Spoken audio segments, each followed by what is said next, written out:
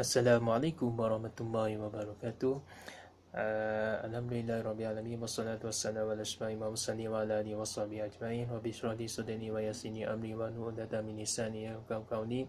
Subhanaka la ilma lana illa ma 'allamtana innaka antal alimul hakim. Rabbi zidni ilma. InsyaAllah saya kongsi sikitlah tips macam mana nak memilih kerjaya idaman, iaitu nak mencari pekerjaan. Okey.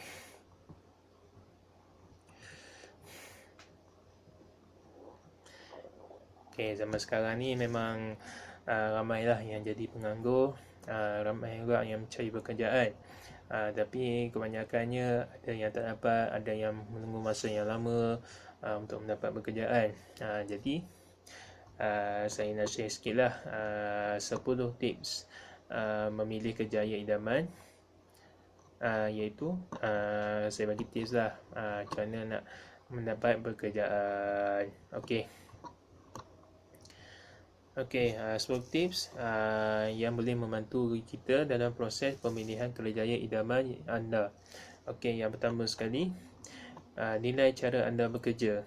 Okey, kerjaya yang bersesuaian dengan anda akan berpadanan dengan cara kerja anda. Adakah anda seorang yang mampu berdikari dalam mencapai matlamat diri sendiri, atau anda memerlukan bantuan disiplin dari persekitaran tempat kerja untuk menyerahkan potensi diri anda? Perjalanan gaya kerja ini dapat membantu anda membuat keputusan sama ada bekerja sendiri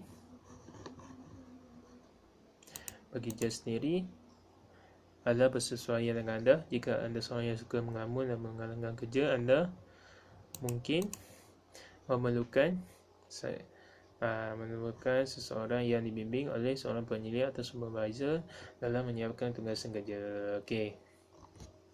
Okey, nilai cara anda bekerja ni macam contohlah, macam saya kalau kerja kontrak. Kontrak kadang-kadang ada yang sebulan, ada 3 bulan, ada yang setahun pun ada. Tapi sebenarnya kerja kontrak ni kita boleh, orang kata majikan ni boleh tengok boleh menilai kita, kerja kita macam mana. Betul pula boleh melihat potensi kita dalam pekerjaan itu. Jadi mereka perkenalkan perkhidmatan sementara, iaitu kerja kontrak. Kontrak sama ada 1 bulan, 3 bulan ataupun setahun, ataupun lebih pada setahun. Jadi masa kita dapat kerja tetap tu, kita boleh tulis ke resume di bawah pengalaman kerja. Tulislah apa yang kerja masa kita kerja terdahulu, macam kontrak lah. Kerja kontrak macam saya guru ganti mastap. Kalau lain-lain tu boleh kita tambah lagi. Jadi pertama sekali, nilai cara anda bekerja. Mereka akan nilai macam mana anda bekerja. Macam mana saya beritahu, kerja kontrak ini memanglah kerja kontrak, tapi apabila kita mendapat kerja tetap, apabila kita dah bertemu duka, mula kita masa pengalaman kerja, kita boleh beritahu kerja-kerja terdahulu apa yang kita buat. Jadi yang pertama sekali iaitu nilai cara anda bekerja. Okey, yang kedua iaitu kenal pasti bakat anda. Okey, anda ada hobi atau bakat yang anda mahir, yang mana anda suka untuk melakukan berulang-ulang kali. Fikirkan cara bagaimana untuk menjadi hobi dan bakat anda itu sebagai kejayaan anda. Jika anda mahir dalam potongan kayu, bermain muzik, atau memandai-gayakan rambut anda, mungkin boleh memilih kerjaya sebagai pembuat penerapu tambahan gas, ahli muzik atau menggaya rambut. Melakukan apa yang anda suka boleh membawa kepada kerjaya yang memuaskan hati anda sendiri. Okey, jadi yang nombor dua ni, kenal pasti bakat anda. Okey, macam contoh, hobi saya ni suka main komputer. Mungkin masa kejayaan tu mungkin kita akan di bawah teknologi maklumat, graphic design, ataupun kalau saya ni minat perniagaan, mungkin saya boleh dapat membuat kerjaya iaitu ahli perniagaan ataupun usahawan. Jadi bakat kita memang penting sebabnya bakat itulah dia akan menilai kita dalam satu pekerjaan. Kalau kata dalam jawatan tu pegawai teknologi maklumat, contoh Jazza semua ada dah, LI semua ada dah, tapi bakatnya tak ada. Jadi agak tu sikit lah, agak renggang sikit lah. Jadi bakat kita ni memang penting. Kalau kata saya minat orang kata bakat saya memang suka mengajar orang, mungkin saya boleh jadi guru, mungkin saya boleh jadi tahfiz. Terpulang pada kekosongan lah, pada sesuatu intuisi. Okey, itu yang kedua, iaitu kenal pasti bakat anda. Okey, yang ketiga, tetapkan matlamat kewangan. Okey, salah satu matlamat anda dalam pemilihan kerjaya adalah memilih kerjaya mana anda boleh mendapatkan wang yang cukup untuk memenuhi matlamat kewangan anda. Okey, contoh di sini, jika anda ingin memiliki sebuah rumah percutian di setiap benua dan terbang di rumah ini menggunakan jet peribadi anda, maka kerjaya sebagai seorang kerani mungkin tidak dapat membantu anda mencapai matlamat anda. Anda mungkin perlu membuat beberapa kompromi di sepanjang kehidupan anda. Okey, oleh itu kerjaya yang anda pilih hendaklah memudahkan anda untuk memenuhi matlamat kewangan anda. Jadi yang ketiga, tetapkan matlamat kewangan. Okey, macam contohlah kalau kita dalam kerja kan, masa kita nak apply kerja lah, mesti dia akan tanya gaji nak berapa, agak-agak berapa. Jadi kalau gaji tu kalau boleh tetapkan 1,500. Kenapa 1,500? Kerana 1,500 tu lah adalah gaji yang paling minimum. Kalau kata tak 1,000 tu boleh, tapi agak ni sikit lah.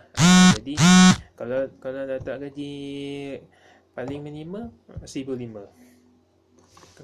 Sebab kenapa ditetapkan 1,500? Kerana 1,500 tu adalah gaji yang orang kata paling minimum lah. Sebabnya 1,500 ni orang kata paling kurang, sekurang-kurangnya 1,500. Mungkin lepas biaya api air, mungkin lepas bayar bil internet, bil kereta mungkin kita lepas. Lepas tu barang-barang dapur mungkin kita pun lepas. Jadi yang ketiga iaitu tetapkan matlamat kewangan. Okey, yang keempat, buat kira-kira sebelum menyambung pengajian. Okey, sebelum anda bayar atau buat pinjaman atau bayaran college atau universiti, pastikan kerjaya yang anda pilih berbaloi dengan pembelanjaan yang akan dikeluarkan. Perbelanjaan pengajian selalunya meningkat dari tahun ke tahun. Jika anda perlu menyambung pengajian untuk menjayakan diri untuk kerjaya dalam idaman anda, sebaik-baiknya carilah apa-apa beasiswa yang berkaitan dengan program-program yang dapat membantu anda membayar yuran pengajian tersebut.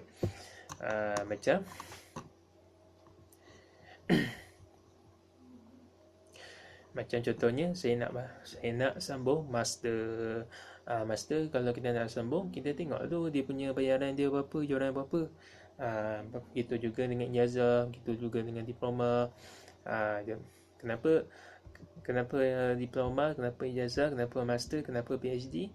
Sebabnya pendidikan itu dia akan tanya belajar tahap mana. Sebabnya sistem gaji itu ikut kepada kelayakan sijil. Macam contoh sijil diploma, sijil ijazah. Okay, kalau diploma mungkin 1,800, kalau ijazah mungkin naik sikit pada 2,000. Jadi sebelum kita nak menyambung pengajian, kita buat kira-kira dulu. Macam contohlah master, kalau kita tengok UKM mungkin kalau separuh masa 7,700 anggaran sahaja. UPSI pun sama juga, anggarannya mungkin 6,000 lebih ke 7,000 lebih ke. Lepas tu lah kita buat selidik sikit lah. Kalau nak sambung pengajian, kita tengok dulu bajet kita berapa. Jangan pula kalau ada kerja lagi bagus. Kalau ada kerja, kalau kata dah ada kerja tapi nak sambung pengajian separuh masa, boleh. Jadi okey, jadi sebelum kita nak sambung pengajian seterusnya, buat dulu kira dulu bajet kita berapa. Okey, tu yang nombor 4. Okey, yang kelima, menilai keperluan sosial anda. Anda akan menghabiskan 1/3 dalam kehidupan anda dengan orang-orang yang bekerja bersama anda. Oleh itu, pilihlah kerja yang mempunyai nilai sosial yang sesuai dengan anda. Jika anda seorang penyendiri yang tidak gembarkan interaksi sosial, anda boleh memilih untuk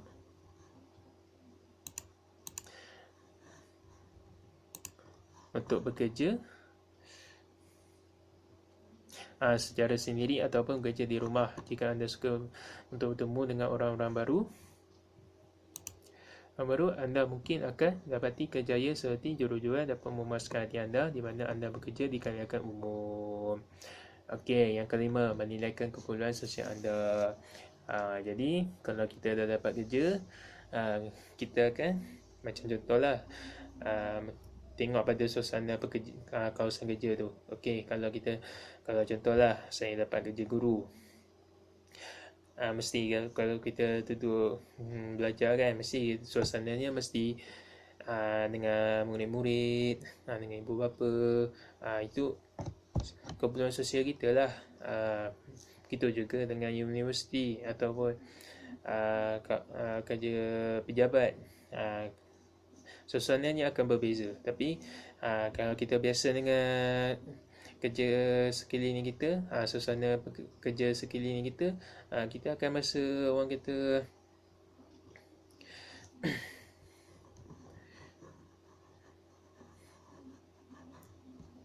akan berasa sesuai dengan kita. Jadi kita, orang kata, buat kerja tu macam selesa sikit lah. Jadi itu nombor 5, menilai keperluan sosial anda. Okey, yang nombor ke-6, tanya mereka yang berkaitan.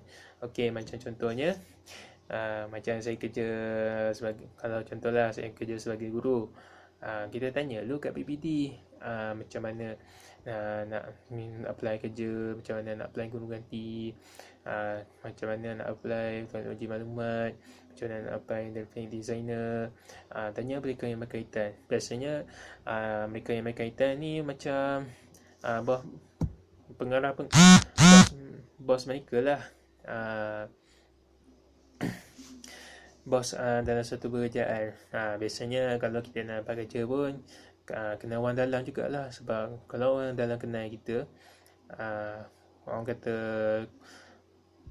kuat sikit. Lepas tu juga tambah juga dengan pengajian kita, dengan LI kita, dengan TC kita. Jadi kita, bila orang kata semua syarat dipenuhi tapi orang dalam kita kenal, kemungkinan dia akan tolong kita masuk, orang kata, serap masuk dalam pekerjaan. Jadi zaman sekarang memang macam tu.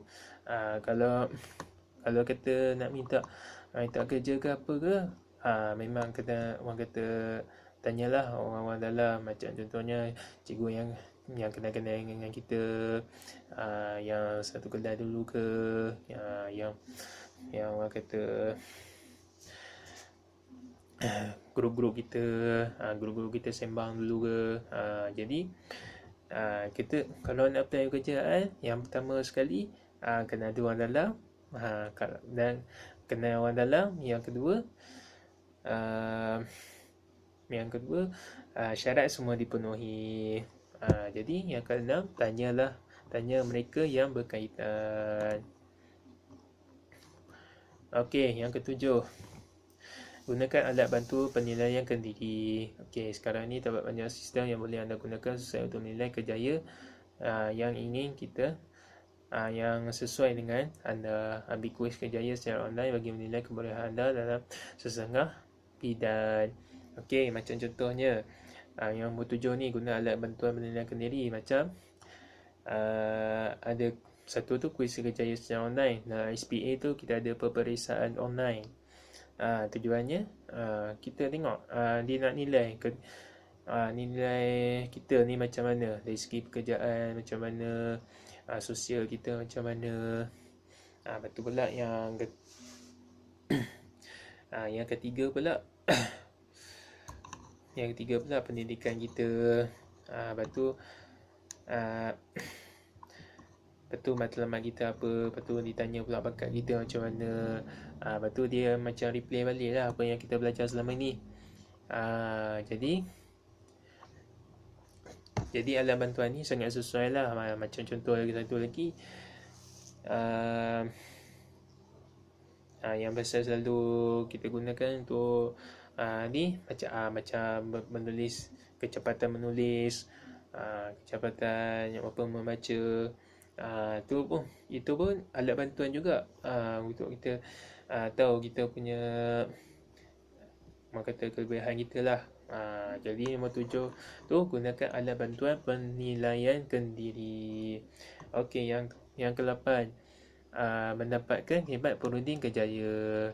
Biasanya kalau kita ada masalah nak dapat kerja ke, susah nak dapat kerja ke, biasanya kat pejabat tu ada. Macam contohnya SPA, dalam pejabat SPA, macam contohnya SPA Ipoh kan. Kita pergi ke sana, kita jumpa dengan orang SPA tu, kita cerita lah macam saya nak dapat kerja macam mana. Lepas tu pula bila saya apply tak dapat sampai sudah, lepas tu dia akan beritahu lah macam ni, macam tu. Kita akan interaksi dengan dia macam mana. Dia akan bagi tips pada kita untuk dapat pekerjaan. Dan juga perunding kerjaya ni dia akan membantu anda mengukur kebolehan anda, information yang berbeza dan mengundi perolehan anda dari pekerjaan yang anda ada sekarang ke arah pekerjaan impian anda. Macam contoh, kita sembang-sembang dengan perunding kerjaya ni, macam contohnya saya ada kerja kontrak sebagai guru ganti, contoh guru ganti. Jadi dia akan beritahu lah, guru ganti ni mungkin kerja kamu ni memang ke arah pada guru, contoh.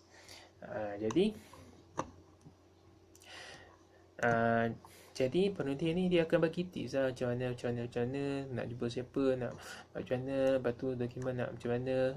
Jadi itulah kerja perunding kerjaya. Okey, satu lagi, jika anda merasa seperti anda tersekat dalam rujukan kerjaya sekarang, perunding kerjaya boleh menawarkan nasihat yang anda perlukan untuk memulakan proses peralihan kerjaya dan seterusnya membantu anda bergerak apa yang sepatutnya. Okey, jadi kalau macam saya beritahu tadi lah, kalau rasa macam tersekat ke, macam tutur asa ke, perunding kerjaya ni akan bagi nasihat yang diperlukan untuk memulakan proses peralihan kerjaya dan seterusnya membantu anda bergerak kepada yang sepatutnya. Jadi yang ke-8. Okey, nombor 9, dapatkan pengalaman kerja sebenar. Macam saya sebut tadi lah, macam yang first tadi lah, macam kerja-kerja kontrak. Kerja-kerja kontrak ni macam memanglah dia memang sebulan, ada 3 bulan, ada setahun. Tetapi kita nak pengalaman kerja sebenarnya di dalam tempat tu macam mana. Jadi pengalaman kerja sebenar ni penting lah. Nanti masa kita nak daftar pekerjaan mana-mana lah, SPA ke, SPA Pahang ke, SPA Digital Perak ke, Jobstick ke, mana-mana internet yang berkaitan dengan minta kerja tu, dia akan bertanya pekerjaan terdahulu apa. Kita boleh lah macam yang kerja-kerja kontrak tu kita isi je sebagai sokongan kuat apa yang kita telah lalui semalam ni. Jadi pengalaman kerja sebenar ni penting sebab bila kerja tetap kita tak merasa pengalaman dia macam mana. Jadi dengan kerja kontrak ni kita dapat rasa pengalaman kerja sebenar tu macam mana. Okey, itu nombor 9. Yang terakhir sekali, bersabar. Sesungguhnya Allah bersama dengan orang-orang yang bersabar. Jadi nak cari kerja ni, proses dia memang agak lama lah. Memang orang kata memang agak lama lah. Kalau proses dia tu memang orang kata nak nilai dulu, nak tengok kita daripada mana, lepas tu segi kita tu memang betul ke, memang sah ke. Dia akan cari dulu. Dia nak tengok dulu macam mana. Jadi dan juga jawatan tu berdasarkan pada segi yang kita belajar. Macam contoh teknologi maklumat, kita apply lah jawatan pegawai teknologi maklumat ke, teknik orang kata komputer teknikal ke. Jadi memang mengambil masa lama, tapi perbantukan maklumat dan mengikut yang telah disertakan doa anda tawakal, anda mesti mencapai impresi kejayaan pihak anda. Jadi nak dapat pekerjaan, doa lah. Doa memang doa, tapi usaha tu kena ada lah. Jadi itulah 10 tips macam mana nak dapat kerja. Ni saya share sikit lah, sebab saya kerja kontrak je. Tapi dengan tapi apa yang saya share ni mungkinlah nak bagi tips sikit lah macam mana dapat pekerjaan. Jadi setakat itu saja perkongsian pada hari ini sekalian. Assalamualaikum warahmatullahi wabarakatuh.